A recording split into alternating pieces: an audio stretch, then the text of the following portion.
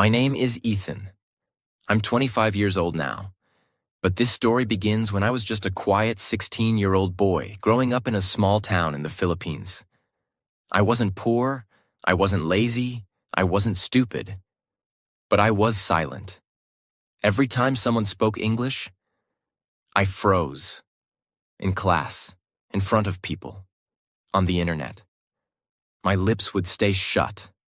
My mind would go blank, and I hated myself for it. I remember one afternoon in high school. We had a speaking activity. Everyone had to say one thing about their dream. I stood up. My heart was pounding, my palms were wet. And in front of 32 students, I opened my mouth. But my English came out like this. I want to go America, be doctor. They laughed, not loudly, but I could hear it. And that soft laughter, it was enough to kill every drop of confidence inside me. I sat down. My ears burned. My eyes held back tears. And in that moment, I promised myself something dark. I will never speak English again. Here's the truth people don't talk about. I understood English. I could read it. I could write it. But speaking, that was my prison. People thought I was dumb. Even my teachers gave up on me. In group projects, they'd say, "Just let Ethan do the typing. He doesn't talk anyway." Do you know how that feels? To be invisible in every room, to have ideas and dreams, but no voice? I started believing what people said about me. You're shy. You're not good with English. You're quiet. But I wasn't quiet. I was scared. When I turned 19, I got a job in a call center, night shift. They needed English-speaking agents. I lied and said I could speak. They gave me a headset and 1 week to prove myself. First call, I panicked. The client said, "Hi, can you help me reset my password?" I said, Yes, sir. You give me password. I reset? You? He got angry. He said, "Are you even trained to speak English?" That night, I didn't go home. I sat on the rooftop of the building looking at the city lights and cried. I can't live like this. I don't want to feel like a failure forever. I took a deep breath and said something that changed my life. If I can think in Tagalog, I can train my brain to think in English too. No more translating. No more fear. That night, I deleted all my grammar apps. I took my English books and kept them aside. I said, "From now, I will not study English. I will live in English." Every thought, every word, every feeling, I would try to think it in English. Not perfect, not beautiful, just English. I started small. At home, I would look at a spoon and say, "This is a spoon. It's shiny. I use it to eat soup." I did this with everything. Mirror? I see my face. I am tired, but I will not stop. Clothes? This shirt is blue. It smells like detergent. I was reprogramming my brain like a baby learning language. One object, one sentence, one thought at a time. And the craziest part? It started working. After 1 week, I noticed something strange. When I saw my bag, I didn't think bag in Tagalog. I thought it directly in English. No translation, no delay, just English. One night, after 2 weeks of this crazy new routine, I had a dream. In the dream, I was talking to my future boss. We were discussing a project. I was speaking English, fluently. And when I woke up, I sat up in shock. I just dreamed in English. My brain is learning. It felt like magic. But it wasn't magic. It was method. And this moment was the beginning of a journey that changed my entire life. That dream showed me something I had never felt before. That my brain was starting to trust English. That maybe, just maybe, I wasn't stuck anymore. I had spoken English in my sleep, and now I wanted to speak it in real life, even if nobody was listening. So that morning, before I touched my phone, before I brushed my teeth, I sat up straight and said my first words of the day, out loud, in English.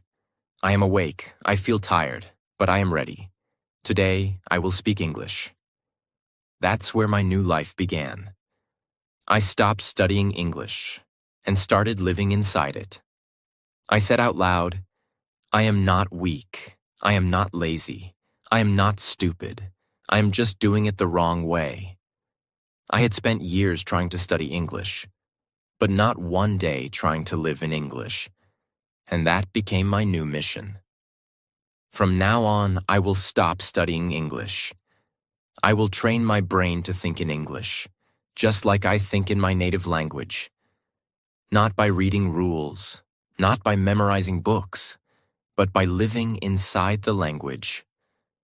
That was my promise to myself. I didn't know exactly how I would do it, but I knew this. If I can train my brain to think in my own language, then I can also train it to think in English. When I woke up the next day, I didn't check my phone like I used to. I sat in silence for a minute, and I said slowly, I am awake. My body is tired, but I am breathing. I am here. I will speak English today, even if only with myself. I looked around my room. I saw a chair and said, This is a chair. It is made of wood. It is strong. I sit on it. I touched my blanket. This is soft. I like it. I opened the window. The air is cool. I see the trees. The sky is gray. It may rain. Was it simple? Yes. Was it powerful? More than anything I had done before. Because for the first time in my life, I was thinking in English without fear. There was no teacher. There was no pressure. There was no test. Just me. And the words I knew. My first rule: keep it simple but speak daily. I didn't try to use big words. I didn't try to be smart. I just described my life. Everything I could see, touch, feel, smell, or do. When I brushed my teeth, I said, I am brushing. The water is cold. My mouth feels fresh. When I made breakfast, I crack the eggs. I use salt. I wait for it to cook. I eat slowly. Every sentence was simple. Every moment was practice. Every second, my brain was learning a new way to think.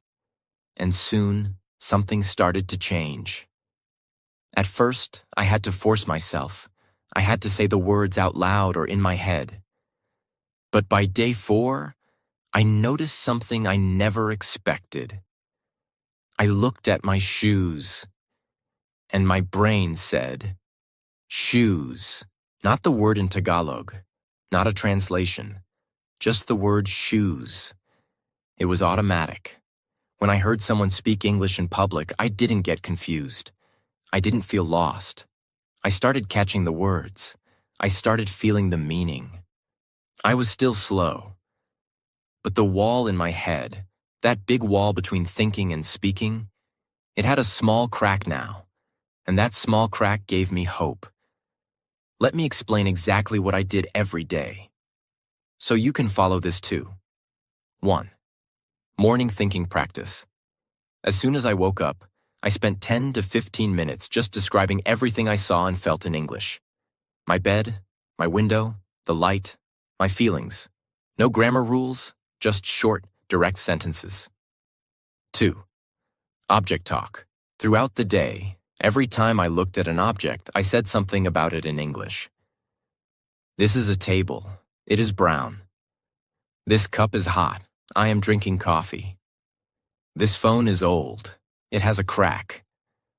Even if I was in public, I did it silently in my mind. 3. Internal dialogues. I started having small, fake conversations in my head. For example, if I imagined someone asking me, "What are you doing?" I would reply in my head, "I am cooking. I am tired. I had a long day." These conversations helped me practice real-life situations like ordering food, talking to a friend, going for a job interview, asking for directions, explaining my feelings. Every night, I created new scenes in my head. I would imagine walking into a restaurant and saying, "Hi, can I see the menu?" I would imagine calling someone and saying, "Hey, how are you feeling today?" Even if no one was there, I was building a new language inside my brain. I changed everything around me into English. I changed my phone settings to English. I started watching videos without subtitles. I listened to slow English podcasts while eating. I followed English meme pages and tried to understand the jokes. I stopped following any content in my native language. Was it easy? No. Did I understand everything? Of course not. But every mistake made my brain work harder.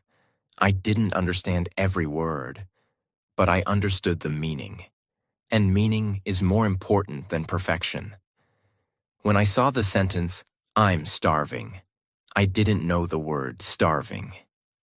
But I guessed from the picture. It meant very hungry. And now that word is stuck in my mind forever.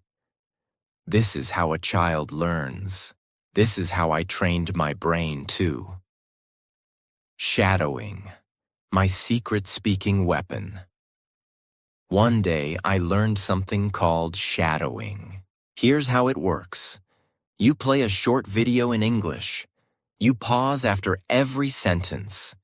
You repeat the exact sentence in the same voice and emotion. I started doing this every evening for 10 minutes. I chose movie clips, interviews, short speeches. And I didn't just copy the words. I copied the feeling, the speed, the rhythm. After 7 days of shadowing, I spoke my first full sentence without thinking. I'm not sure if I can do it, but I will try anyway. That sentence came out of me, without translation. I smiled so hard I almost cried, because it meant one thing. My brain had started to think in English. In the final week of that month, something happened. I got a message from an old online friend, a girl I had met on a language exchange app. She said, "Hey, want to have a voice call this weekend?" Before, I would say no. Before, I would make an excuse. But this time, I said yes. I was still nervous. I still felt scared. But I wasn't the old me anymore. This time, I was ready to try. Her name was Isabel. She lived in Canada. We had been texting for a few weeks on a language exchange app. I had always avoided calling. I told her I was busy, or tired, or not feeling well. But the truth was, I was afraid. Afraid I'd freeze. Afraid I'd embarrass myself. Afraid she'd think I was stupid. But one evening she messaged me. "Hey, I was thinking, do you want to try a short voice call this weekend? Just 5 minutes." I stared at that message for 15 minutes. My heart was racing. My palms were sweating. My mind said, "Say no." But something inside me, something stronger, whispered, "You've trained for this. You're not perfect, but you're ready." And so I replied, "Yes, let's try." That entire night, I couldn't sleep. I lay in bed, staring at the ceiling, replaying the conversation in my head. "Hi, how are you?" "I'm fine. What about you?" "What's the weather there?" "It's hot today." I practiced these lines like an actor before a big scene, but the fear didn't go away. I felt like I was preparing for war, not a 5-minute call, because to me, that call was more than just a conversation. It was a test of my growth. It was the moment that would tell me, "Are you still the old Ethan? Or have you really changed?" The moment arrives. It was Sunday, 6:45 p.m. The call was scheduled for 7 p.m. I cleaned my room, washed my face, put on a clean shirt, even though it was just audio. I wanted to feel confident. At 6:58, my phone vibrated. Incoming call. Isabel, Canada. My finger hovered over the screen. I took a deep breath, and I answered. Hello? There was a pause. Then I heard her voice, clear, cheerful, kind. Hi, Ethan. Wow, so nice to finally talk to you. And in that moment, everything I practiced disappeared. I froze. Again. My mouth opened, but nothing came out. I tried to speak, but my tongue felt heavy. My heart was beating like a drum. Finally, I forced the words. Hi. Isabel? Yes. Nice to talk. Me too. It didn't sound fluent. It didn't sound natural. But it was real. She smiled through her voice. She said, Don't worry, take your time. I know it's hard at first. You're doing great already. Those words felt like medicine to my fear. I smiled. And slowly, I started speaking. The first 5 minutes. I told her about my day, very basic sentences. I woke up at 7, I went to work. I came back, I feel tired. She asked me simple questions. What kind of food do you like? Do you like the weather in your city? What's your favorite movie? And I answered. Slowly, but I answered. Sometimes I paused. Sometimes I made mistakes. Sometimes I said, wait, while trying to find the word. But I never gave up. And for every sentence I completed, I felt something grow inside me. Confidence. That 5-minute call became 18 minutes. And in those 18 minutes, I learned something powerful. Something I want every English learner to know. It's okay to be slow. I wasn't fast, but I was honest. I took my time. I said, wait, I need a second to find the word. And that's okay. You're not in a race. You're in a conversation. People don't need speed. They need understanding. It's okay to make mistakes. At one point, I said, I very like pizza. I knew it was wrong. She knew it was wrong. But you know what she did? She laughed kindly and said, You mean I really like pizza? I said, yes, that's what I wanted to say. And just like that, I learned something new. Not from a textbook, not from a video, but from real connection. People don't judge. They help. The biggest lie we believe is that people will laugh at our English. But most people, especially native speakers, are impressed when you try. They respect your effort. Isabel didn't care that I wasn't perfect. She cared that I was present. And in those 18 minutes, she helped me more than 18 months of studying. Because she showed me that I don't need to be perfect to be understood. After the call. When the call ended, I sat there in silence. My heart was still racing. But I felt free. For the first time in my life, I had spoken English with a native speaker. Without fear, without shame, without quitting. And even though I made mistakes, I spoke. I listened. I replied. I lived. And I realized something that night. You don't become fluent in one day. But you win the war one sentence at a time. What I did after that. The next morning, I woke up early. And instead of just whispering to myself or doing fake conversations in my head, I recorded myself.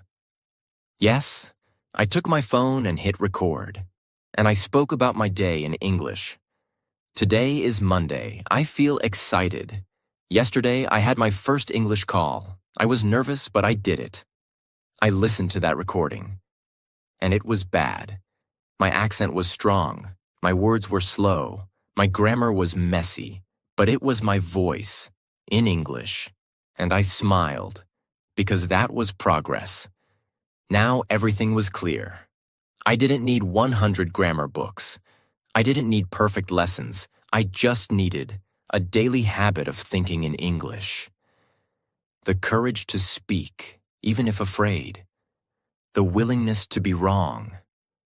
And the heart to keep trying, no matter how awkward it feels. That's how fluency is born. Not in classrooms, but in the quiet courage of daily practice. So I made a new goal. Now I will create my own English world, one that I live in, speak in, think in, and grow in. And that's exactly what I did. Let me tell you how I did it. Every single detail. I turned my room into an English lab. When I walked into my room that night, I looked at it with a new purpose. My bed, my table, my mirror, my shelves. Everything in that room became a tool for learning. I took sticky notes and labeled objects in English. Door, window, curtain, pillow, switch. I wrote short phrases too. Turn off the light.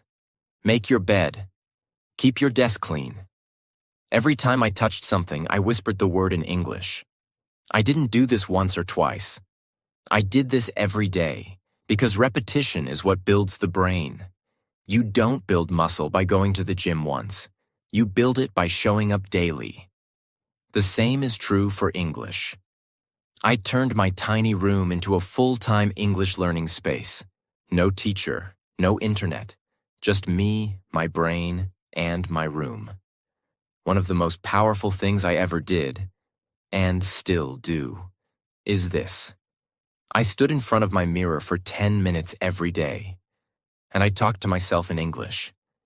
I didn't care how stupid it looked, because what I was doing was deeper than language. I was building confidence. I would look at myself and say, "Hi, Ethan, how are you today? I feel tired, I didn't sleep well, but I'm okay. You can do this, just speak slowly, don't worry about mistakes." Sometimes I pretended I was giving a presentation. Good morning, everyone. Today I want to talk about why learning English changed my life. Sometimes I imagined I was in a job interview. Why do you want this job? Because I want to grow. I want to work internationally. I believe I can do this. I even practiced arguments. No, I disagree. I think we should wait. Why? Give me a reason. Because the timing is not right. We need to prepare more. I was training my brain not just to think in English, but to argue, defend, express, and persuade, all while staring at myself. I did this every single day, and it changed everything. Because now, I wasn't afraid of speaking in front of others. I had already spoken in front of myself 100 times. Here's another thing I did that made a huge difference. I started creating daily voice recordings, like my own mini podcast. Nothing professional, no microphone, just my phone. I opened the recorder app, pressed the red button, and spoke freely. Today is Wednesday. I had a long day. At work, I talked to a customer who was very rude, and I didn't know how to explain something in English. I made a mistake, but I learned something new. Don't panic. Just pause, breathe, and try again. The first time I listened to my voice, I hated it. My accent felt strong. My voice sounded strange. I didn't like the way I pronounced words, but I kept going. Every night, I recorded 5 to 10 minutes of my thoughts. Sometimes about my day. Sometimes about a topic, like travel, culture, money, confidence. And slowly, I started noticing 3 big things. 1. My ideas started flowing faster. I didn't pause as much. My sentences came out more naturally. 2. My vocabulary grew. When I forgot a word, I wrote it down, searched it later, and used it the next day. 3. My fear of speaking disappeared because I was speaking to myself every day and learning from my own mistakes. Recording myself was like building a relationship with my English voice. And that voice got stronger, smoother, and more confident each day. You've probably heard this advice before. Watch English movies. But that's not enough. I didn't just watch English movies. I used them like a tool. And I'll tell you exactly how. Step 1. I chose movies I already loved. Because I knew the story, I didn't need to understand every word. Step 2. I watched 10 minutes only. I didn't try to watch the full movie. I played 10 minutes. That's all. And I focused on listening, pausing, and shadowing. Let me give you a real example from the movie The Pursuit of Happiness. Don't ever let somebody tell you, you can't do something, not even me, all right? I paused it. I said it out loud. Don't ever let somebody tell you, you can't do something, not even me, all right? I said it again, slower, then faster, then with emotion. Don't ever let somebody tell you, you can't do something. I wasn't just learning English. I was becoming English. A few weeks later, I joined some English learning Facebook groups and online forums, not to ask for grammar help, but to connect with people. And here's what I did. I posted short English paragraphs about my day. I asked simple questions like, what's your favorite childhood memory? I replied to others with thoughtful comments. I sent voice messages to learners from other countries. I gave feedback to others kindly. I didn't care if I made grammar mistakes. I just showed up every day as a speaker, not a student. And people responded. They said, your English is simple but strong. You explain things so clearly. You speak with feeling.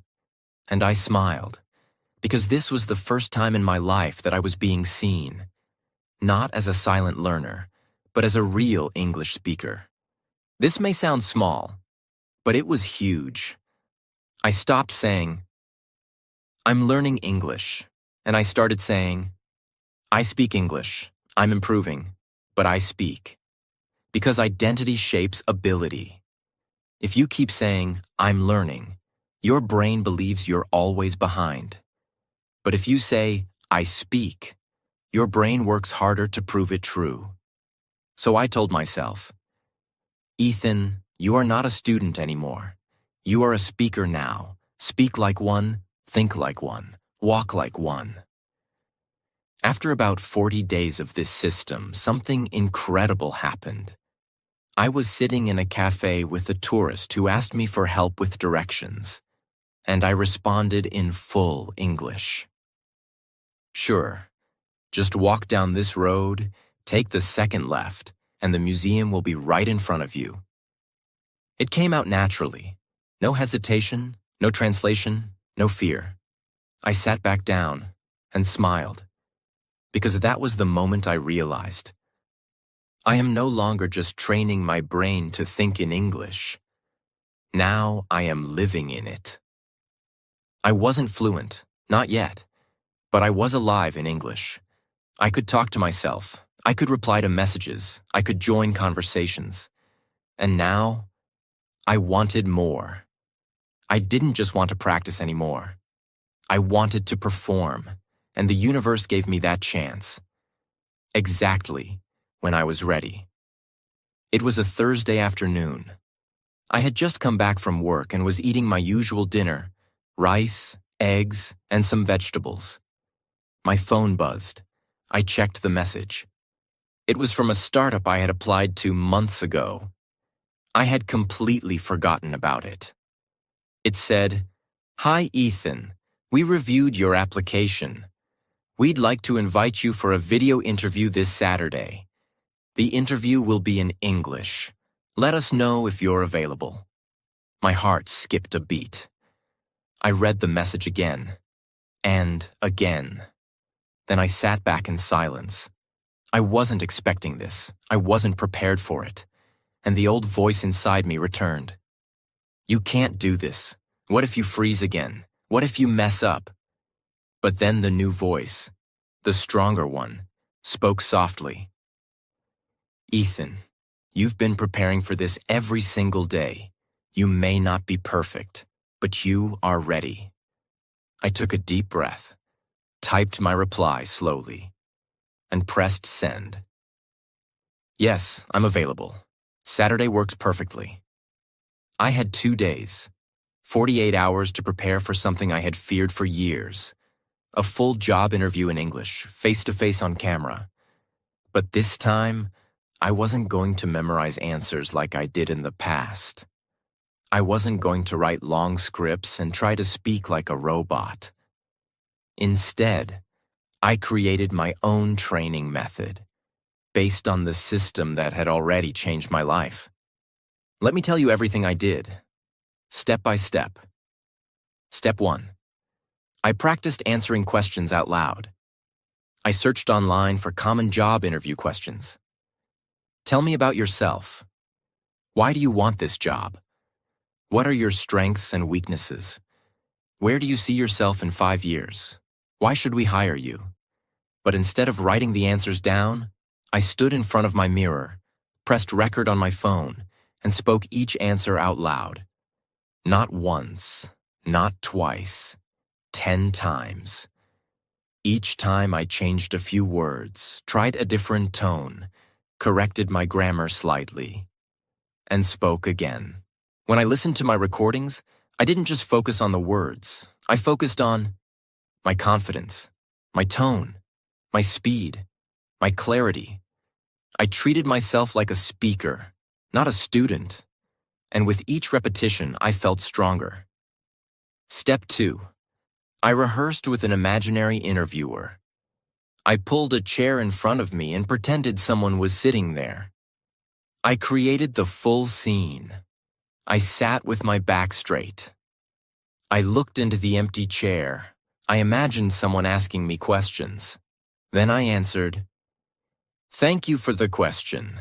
I'm Ethan. I come from the Philippines. I've been working in customer service for 2 years, and I'm now focused on building my career internationally." I acted out the full interview, like it was a movie. And I did this again and again, until it didn't feel like acting anymore. It felt real, because I made it real in my mind first. Step 3. I studied phrases for time and clarity. I knew I might forget some words during the real interview. So I prepared helpful English phrases I could use when I needed time to think. Phrases like, "That's a great question. Let me think for a moment. I'm not sure I've done that before, but here's what I think. Could you please repeat the question? I'd love to share more about that." These phrases saved me. They bought me time. They kept the conversation moving, and they made me sound calm, even when I was nervous. Step 4. I slept early and visualized success. The night before the interview, I didn't stay up all night practicing. I had learned by now that a tired mind cannot perform. So I ate early, took a warm shower, sat quietly for 15 minutes, and I closed my eyes and visualized the full interview. I imagined myself opening Zoom, smiling, listening carefully, answering slowly and clearly, and ending with confidence. I kept repeating in my mind, "You will do well. You are ready. You are enough." Then I went to sleep early and slept peacefully, because now I believed in myself. Not because someone told me I was good, but because I had trained my brain to think, speak, and live in English. Every single day. The interview day, Saturday morning, 9:58 a.m. I sat in front of my laptop, camera ready, water bottle next to me, notes beside me. My hands were shaking, but my heart was steady. At exactly 10 a.m., the Zoom call began. 3 people appeared on the screen, 2 women and 1 man. One of them smiled and said, "Hi, Ethan. Thank you for joining us today. We're excited to learn more about you." I smiled back and replied, "Thank you for having me. I'm very happy to be here." And just like that, it started. Question 1. Tell us about yourself. I breathed deeply and began. My name is Ethan. I come from the Philippines. I've worked in customer support for over 2 years. I'm passionate about communication, learning, and working with international clients. Over the past few months, I've also trained myself to improve my English fluency, and I'm excited to grow in a global environment. It wasn't perfect, but it was clear, confident, and real. They nodded, smiled, and moved to the next question. Question 2. Why do you want this job? I answered slowly. Because I want to grow. I want to be in a company that challenges me and helps me improve. I've seen your company's values and I feel they match my own. Also, working with an international team helps me develop not just my skills, but also my thinking. The woman on the left smiled and wrote something down. I knew I had done well. Question 3. What's your weakness? This was tricky, but I was ready. I think sometimes I overthink small things. I always want to be perfect. But I'm learning that progress is more important than perfection.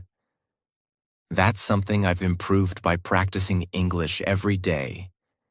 Speaking even when I'm not sure. Learning from mistakes. They all smiled. Because it wasn't just an answer. It was my truth. The final question. Do you have any questions for us? I replied, yes, I do. What does growth look like in your company? How can someone like me, who is learning fast, continue to improve once I'm inside? They were surprised. They said it was a great question. And that's when I knew. I wasn't just surviving this interview. I was owning it. After the interview. The call ended after 30 minutes. I thanked them again, closed the laptop, and sat back. My shirt was wet from sweat. My heart was still racing. But I had done it. I had just completed my first full English interview, and I hadn't memorized a single line. I had lived the answers. And for the first time in my life, I felt like I am not scared of English anymore. I don't just study this language. I speak it. I live it. I belong to it. I didn't expect a reply that soon. But the next morning, as I was making tea, my phone lit up. New email. Subject. Congratulations, Ethan. My hands began to shake again. I opened the message and read it slowly, word by word. We are pleased to inform you that you've been selected for the position. We were impressed with your confidence, clarity, and communication style. Welcome to the team. I dropped the spoon. I sat on the floor. And I cried. I didn't cry because I got a job. I cried because I had proven something to myself, something I had doubted for years. You don't have to be born into English. You can build English inside you.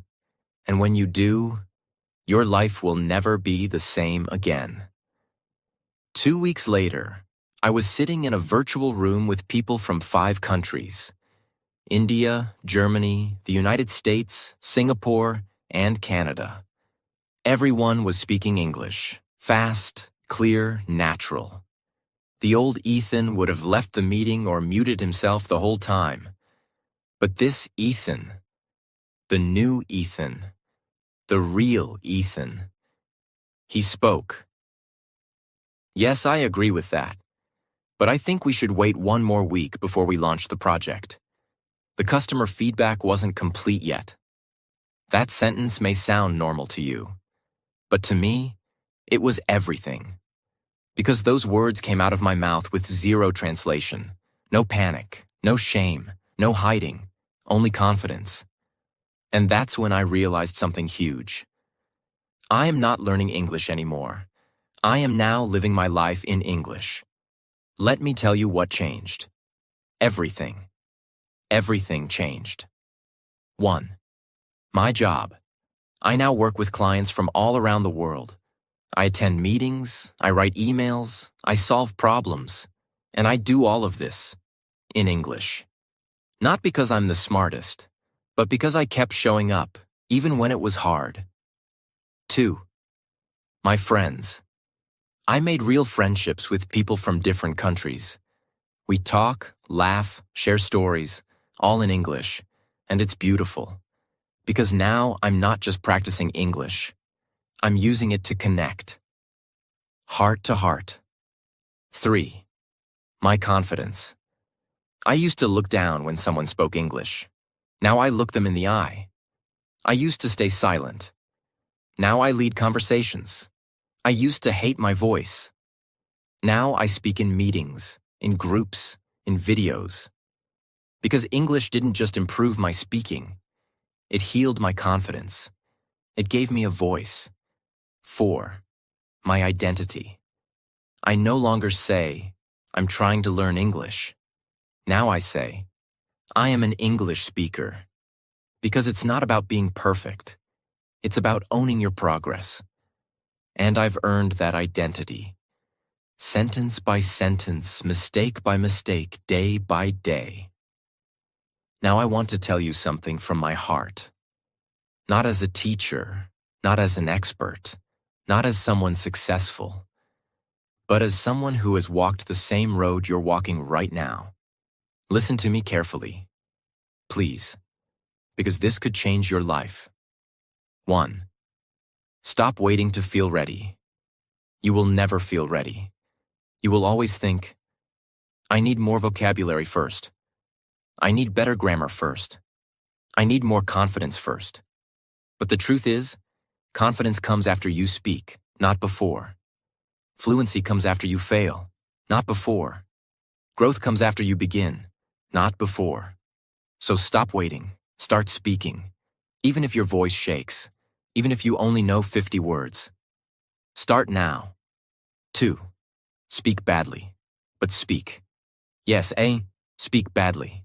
Say wrong sentences, make mistakes, get stuck, but keep speaking. Because if you wait to be perfect, you will stay silent forever. The people who succeed in English are not the ones who are perfect. They are the ones who are brave. 3. You don't need a school. You need a system. You don't need to go to an expensive English class. You need a daily system that works. Here's the system I followed. Think in English. Describe everything around you. Speak to yourself, in the mirror, in your head, with your phone. Record yourself. Start with 1 minute a day. Shadow native speakers. Repeat after videos. Use real English every day. No more fake textbook sentences. Don't stop, not for 1 day, not even when you feel bad. Do this. And I promise you, in 6 months, your brain will start to change. And when your brain changes, your world changes. 4. You don't need motivation. You need a reason. Motivation fades. Your why keeps you going. So ask yourself right now, why do I want to speak English? What will it give me? What pain will it remove from my life? What dream will it bring closer? Hold that reason in your heart and return to it every time you feel like giving up. 5. You are not alone. I was just like you. I was scared. I was silent. I was ashamed.